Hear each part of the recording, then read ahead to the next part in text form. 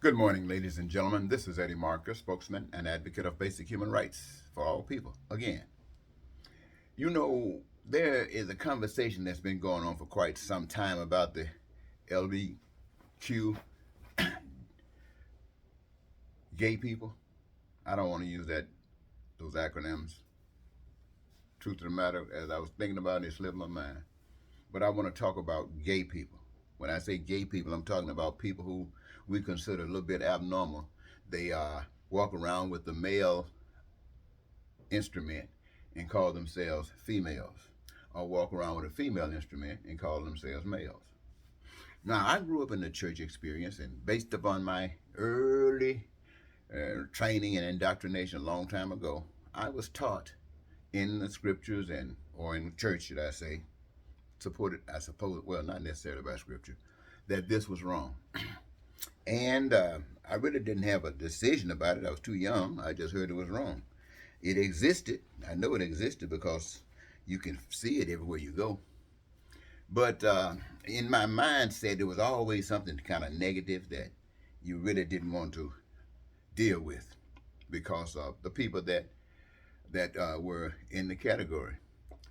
But as a spokesman for all people, and most recently, people have been giving this such attention, and I've been focused on it for quite some time now. And I think I should make a statement about what I see as a person that can speak for all people. Well, and to that I would say, when God made Adam, one man, and Adam was doing Adam's thing.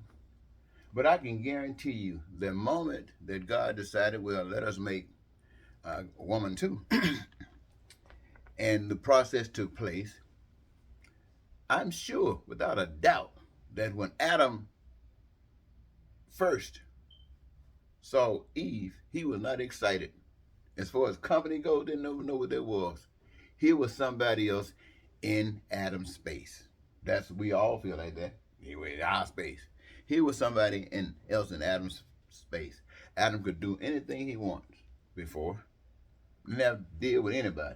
They couldn't, nothing, just was free. Then here's a woman. I'm sure he was pissed. Where you come from? What's your purpose? It took a little bit of time, but in time, they found out what company was like. They found out the benefit of more than one. They found out the benefit of having support. Okay, so it worked itself out. Now, here we go, talking about people who are gay, people whose sexuality is a little bit different than our own. And who in the world do we think we are to make a decision about another person's life like that? People come into the world born, and you trying to do everything to make sure that they can come out the womb, be born, and then you sit back and send them into war. You sit back and watch them do the things that they're doing in life, which tells everybody, and yourself, if you recognize, nothing but a hypocrisy. But here you go, want to make a decision about these people's lives. You say, well, the Bible say they were down in Gomorrah, and they had an angel down there taking care of God's business, and some men want to rape a man. And that was ungodly, unholy. Let me ask you this. If it had been a bunch of women down there that wanted to rape this angel man, this angelic man, would it have been any different? Because it's women trying to rape him as opposed to men trying to rape him? Would it have been any difference? Rape is rape. Now, was it wrong because they were trying to rape him? Or was it wrong because it was men trying to rape him?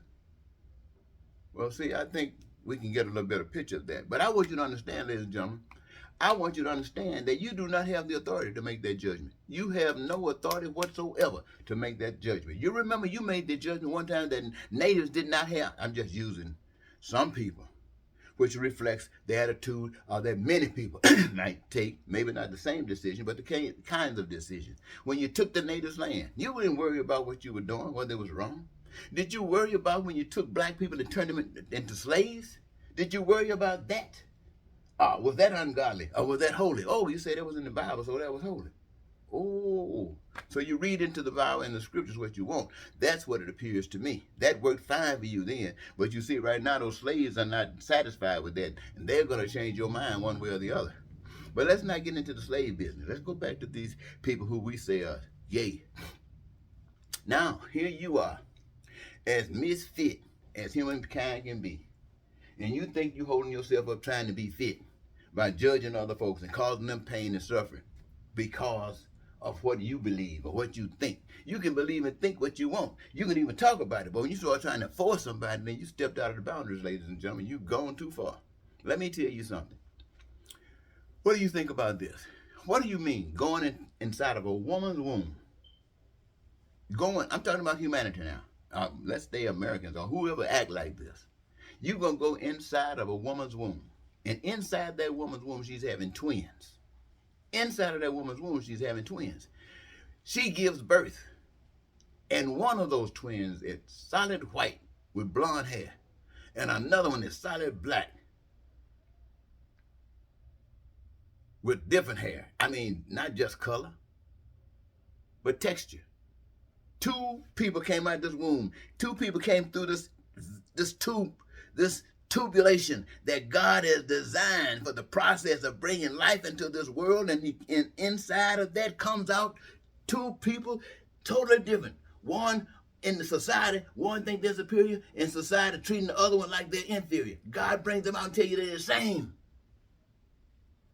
Black and white, no difference. They color, yes, but life is the same. That's the message. Life is the same. Now, what you gonna do about that?